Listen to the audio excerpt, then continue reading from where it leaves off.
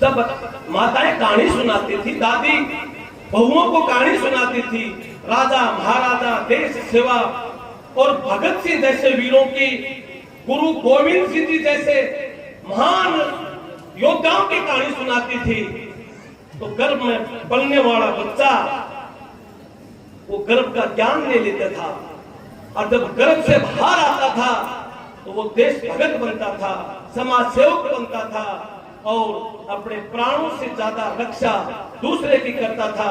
विपदा पड़े किसी में तो स्वयं का प्राण मां भारती को दे देता था और मातृशक्ति की रक्षा करता था। तब उनको ज्ञान गर्भ में मिलता था। आज गर्भ का ज्ञान लुप्त हो गया और जगह जगह ऐसा आडंबर हो गया। आप लोगों को आडंबर में पढ़ने की बहुत ज्यादा जरूरत हो गई। मैं संक्षेप में छोटी छोटी बात काट काट के इसलिए कहना चाह रहा हूं कि काफी समय हो गया बैठे। तो बाबूलाल जी भाई साहब, इनको आपने कहा, बहुत अच्छी बात कही, मैं भी कह रहा हूं कि आपके घर में माता पिता हैं, वो आपके गुरु हैं। आपके घर में जिस वंश में आप पैदा हुए हो, जो आपका गोत्र है, उस गोत्र के लिए तो आप मर मिटना चाहते हो और पड़ोसी को सुखी नहीं देखना चाहते, और ऊपर से कहते हो हम धन्ना राम, हम मूड़ा राम, हम चिमना राम, हमारे नाम के आगे तो राम। और राम ने हमें यही सिखाया कि पड़ोसी से नफरत करो। राम ने हमें यही सिखाया कि तुम छोटे हो और हम बड़े हैं। राम ने हमें वो प्रेम दिया कि उस भिलनी के झूठे हुए बेर भी, उस जंगल में पैदल जाकर के झूठे हुए बेर भी खुद भी खाया, और भाई लक्ष्मण को भी कहा कि खा ले और मंगा ले, कोई लाल कोई हरियाले, लक्ष्मण भैया तू भी खा। भाई को भी खुआया, खुद भी खाया। आज हम जातियों में बट गए। अरे विडंबना है। जब जब धरती पर हानि होती है तब मैं कहता हूं जिसके पास कोई व्यवस्था नहीं होती, तो धर्म की सेवा का संकल्प होता है, तलवार लेके वही साथ में चढ़ता है, पैसा कोई साथ में नहीं चढ़ता। गुगा जी महाराज मोहम्मद गजनवी से जब युद्ध करने के लिए जा रहे थे, गुगा की मां ने आवाज लगाई, कोई हिंदू है, कोई वीर है। सारे छुप छुप के बैठ गए। तब भज्जू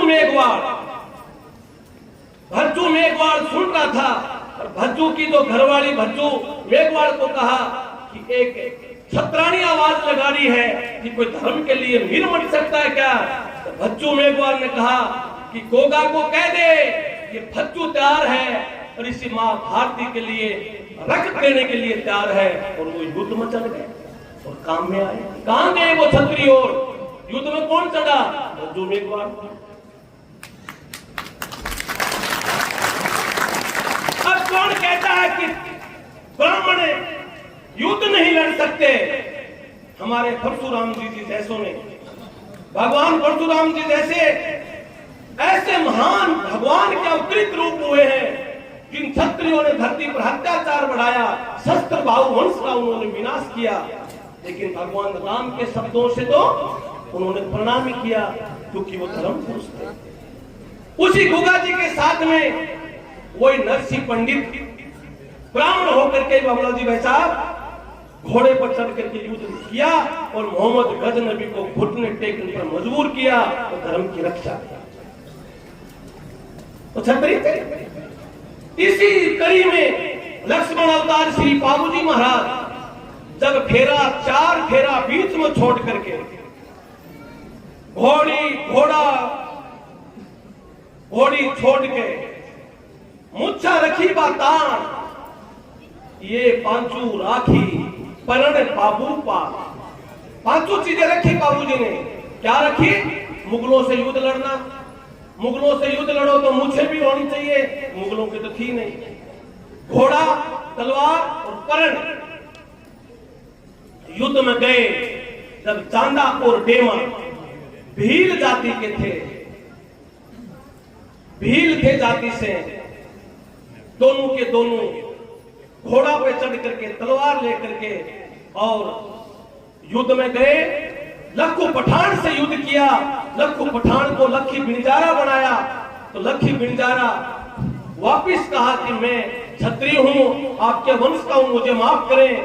तो भज्जू से लेकर के और लक्खू पठान तक बाबूजी महाराज ने भीलों की सेना बनाई, नायक जाति की सेना बनाई। कोई क्षत्रिय तो नहीं चढ़ा साथ में, कौन गए? जिनको धर्म के प्रति प्रेम था, मानव के प्रति प्रेम था, वो तलवार लेकर के युद्ध में चढ़े। ऐसे बाबा रामदेव हमारे 5 लोक देवता हुए हैं, पांचों ने हमें सनातन धर्म को जोड़ा है, हम सबको मनुष्य से मनुष्य को जोड़ा है, ऊंच नीच का भेदभाव मिटा करके। और राम श्री रामायण के कथा अनुसार उन्होंने सबरी के भी बोर खाए, निषाद के पास बैठ करके भोजन किया और उन्होंने राम राज्य की स्थापना की। तो सब जगह राम ही राम होने लगा। उस राम के शब्दों को तो समझना हमें चाहिए। बहुत सी बातें कहने को और सुनने को तो है, लेकिन उन भक्तों को मैं कहना चाहूंगा कि कई लोग ये शाना सेवड़ाओं के चक्कर में पड़ करके वो धर्म छोड़ देते हैं,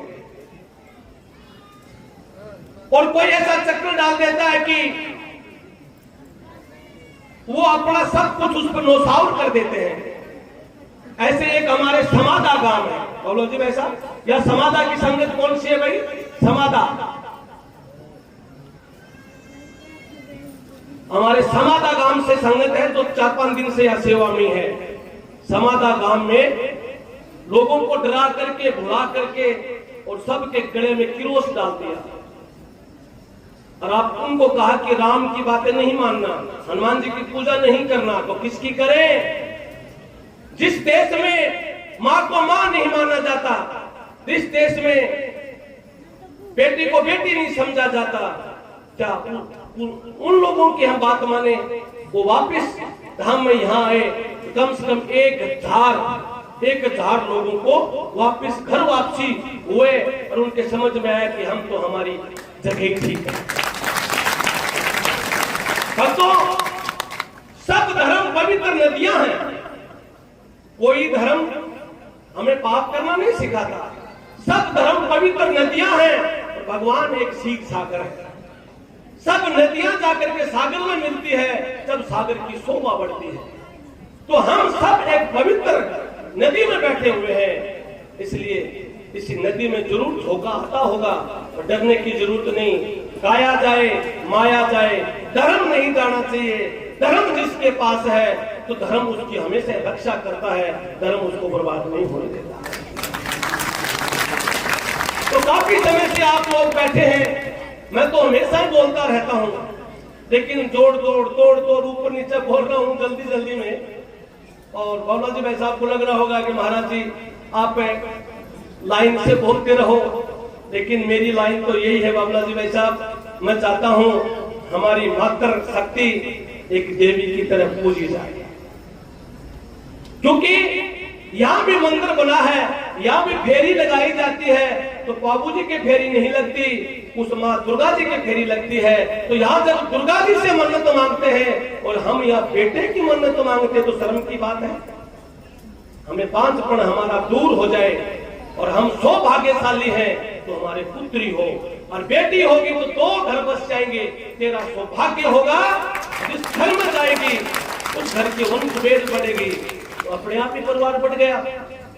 नहीं तो भाई आपको मालूम ही है, अभी एसपी साहब कह रहे थे कि महाराज जी आप भी क्या करो इन लोगों को कि ये थोड़ा एक तो बच्चे हैं इनको, और ये बच्चों को अपने पास बिठा करके अपने परिवार की परंपरा जरूर सिखाएं। अरे आप भागा दौड़ी कर रहे हो ना विदेशों की तरफ, देखो धर्म क्या सिखाता है? धर्म ये नहीं सिखाता कि पैसे मत कमाओ, पैसे, गाड़ी, घोड़ा। भाई साहब कह रहे थे सारी चीज अब अपने पास एक चीज नहीं है, सुख है। और सुख होता है सबसे पहला निरोगी काया, दूसरा सुख है शाम को यूं बैठ करके पिता पुत्र भाऊ सब एक जाजम पर बैठ करके दुख सुख की बातें कर लें। इससे बड़ा शायद संसार में कोई धन है क्या? नहीं। विदेश में बच्चे जाते हैं भाई साहब पिछले 2-3 दिन से एक भगत बैठा है, वो इंजीनियर है, एक बेटा है अमेरिका में है। वो 3-4 दिन से मेरे से कह रहा महाराज जी 8 साल होगी बेटे से बात की, क्यों भेजा? पैसे कमाने के लिए। भक्तों, पैसा ही सब कुछ नहीं होता। अंत समय में वर्धावस्था में ये हाथ की लाठी पकड़े और प्राण निकले हमारे, जब बहू के हाथ में तुलसी का पत्ता गंगा जल हो और बेटे की गोदी में अपना सिर हो, तो जन्म लेने का मजा है, नहीं सब बेकार है। तो बच्चों को बाहर भेजो, विदेश भेजो, लेकिन स्वामी विवेकानंद बना करके भेजो। वह अपनी संस्कृति सिखा करके आए, आकर के बाय बाय नहीं बोले, आकर के जय सिया राम जरूर बोले। आप बैठे हैं, अभी बोल रहे थे बाबूला जी पढ़े लिखे विद्वान है, ये भी शादी कर सकते थे, उनको कोई मना थोड़ी कर रहा है। आप मुकेश जी भाई साहब बैठे आरएसएस के प्रचारक हैं, बहुत अच्छे कर से।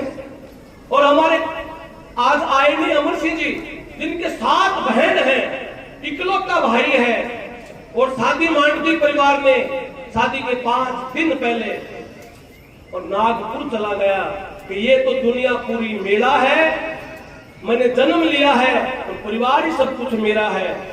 और संयोग संघ बन गए, संयोग संघ से जुड़े, इसलिए कि इन्होंने परिवार ही अपना माना। तो ऐसे संत जब आते हैं तो मेरा ये मानना है अंधकार भी दूर हो जाता है और प्रकाश बढ़ जाता है। ऐसे संतों की वाणी माननी चाहिए। कपड़ा पहनने से संत नहीं होता, शब्दों से संत होता है।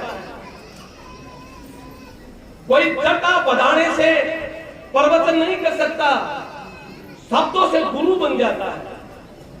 मैंने सुना ही था कि इतना सुंदर बोलते हैं, लेकिन आज मैंने यूं देखा है मां सरस्वती की कृपा इन पर बहुत ज्यादा है। तो इनकी 2-3 बात मान लेना। एक तो बेटी 18 साल की हो जाए और पढ़ लिख ले, एक काम जरूर करना, उसकी शादी की थोड़ी जल्दी जरूर करना। नहीं आजकल गाड़ी बढ़ाए हुए कई लड़के घूम रहे हैं, गोल से टोपी लगाए, विनाश की तरफ ले जाएंगे, ध्यान रखना। क्योंकि बड़ा चिंता का विषय, मैं तो हर महीने कम से कम 50, 60, 100 लोगों को देखता हूं, वो आते हैं महाराज जी बेटी घर से गायब है।